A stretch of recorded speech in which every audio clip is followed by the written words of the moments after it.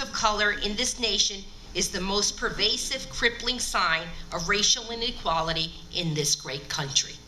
Children with talent and dreams are literally dying on the streets, their potential unfulfilled, and the data bears me out. While children with preschool experience are 30% more likely to go to finish high school and twice as likely to attend a college, only 1 out of every 7 children who are eligible for preschool subsidies receive the funding.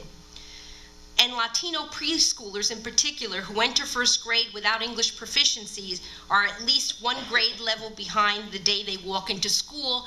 By 6 months into that first grade, they're 3 levels behind. Considering that there are 100,000 Latino families in Connecticut who speak no English at home, you can see what a challenge this language barrier represents in our own great state of Connecticut.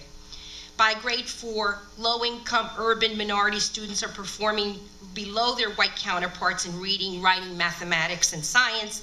The gap continues or grows through middle school, as I described, and by high school it's over. Here's the fact that startled me when I saw it. The gap between low-income and minority students and white students in the state of Connecticut is the highest in the country. That's the proud distinction that Connecticut holds. And that's why I said, Connecticut, generations across generations, you're doing worse today than you were doing a generation ago.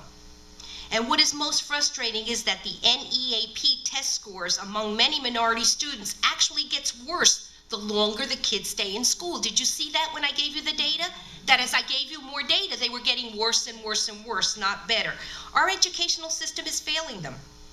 There is no fiction here, my friends. Among many minority students, the test scores actually gets worse the longer the kids are in school. In Connecticut, we find that the gap between white, presumably more affluent students and their Latino and African American counterparts grows at least 6 points in reading, mathematics from 4th to 9th grade, and often the 6 points grow to 30 points depending on the child. Those gaps continue to grow when we look at the 12th grade test scores that I described.